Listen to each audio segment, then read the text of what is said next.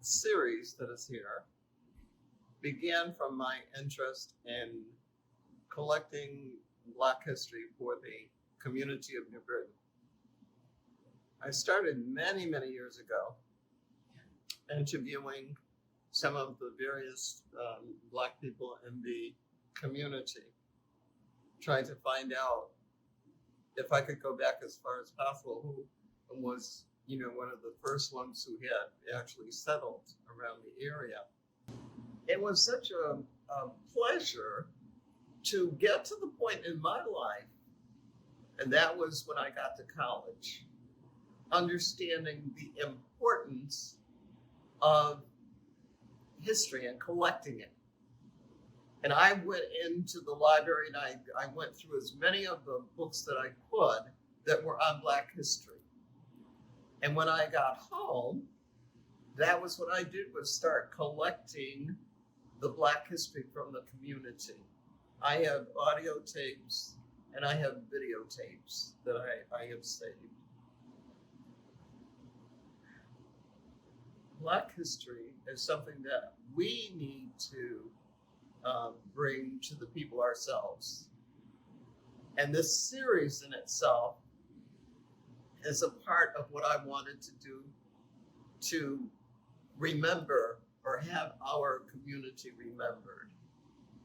These ladies, education, education, education, supported us.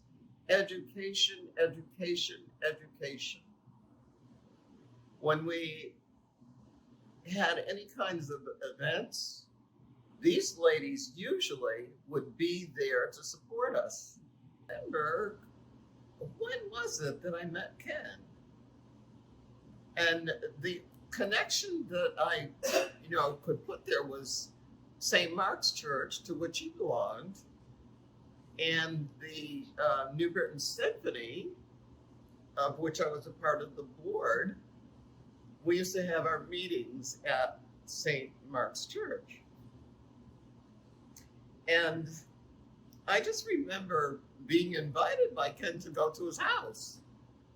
And from that time, we just became very good friends. His wife, Liz, and in fact, I have a picture of the 60th birthday for my youngest son.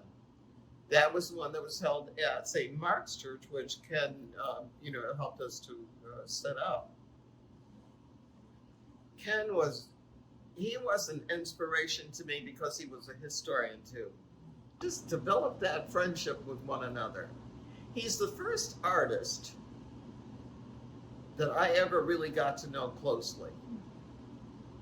And with that, also with pen and ink, I was fascinated because I didn't know that there were just pen and ink drawings that were done.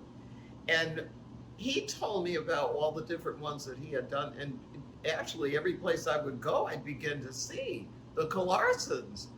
I mean, he helped to save the pictures of so many of these mansions that are in New Britain. Well, we talked a while, and I thought to myself, people who want to do something to save history, they have portraits done. And I said, Ken, could you do some portraits of the Black ladies from this picture I had gotten? The picture had been given to me when I was collecting history. Mr. Lawrence Williams Sr., Lord rest the dead, Lawrence Williams Sr. said to me, he said, Jimmy, he said, my wife Kitty has a picture of the Every Woman's Club. And he said, I want you to have that. And Lawrence gave that picture to me. When I looked and I saw my mother was in there, my God, all these ladies, I said, this is wonderful. So I gave that picture to Ken and I said, Ken, can you do some portraits for me of the ladies? So he said, sure, Liz. I didn't know how long it was going to take. I don't remember how long it took, but it was not a long time. It was not a long time before he was calling me and saying, I have the portraits for you. I said, you do? And he said, yes, and I'm bringing them to you too. And he brought them, and they were all framed. And they were just so lovely. All right, when Ken Larson delivered the portraits to me, I had no idea, excepting being able to have these portraits myself. And someday, to be able to do something with them, I wasn't positive exactly what I would be able to do. But you see, God works in a mysterious way. Ken Larson immediately said, Elizabeth, we're going to have these on display in the Secretary of State's office. He was very good friends with Julia Toschin. He introduced me to her. It was all set up, in the first presentation, the first exhibit of these portraits was in the state capitol. So that's what happened with those. And then I brought them home, and they were exhibited again by the Every Woman's Club. All right. So it was just certain times that the call would come for these portraits. So they weren't done in vain. I did not commission something in vain. These ladies were being seen, and they were being remembered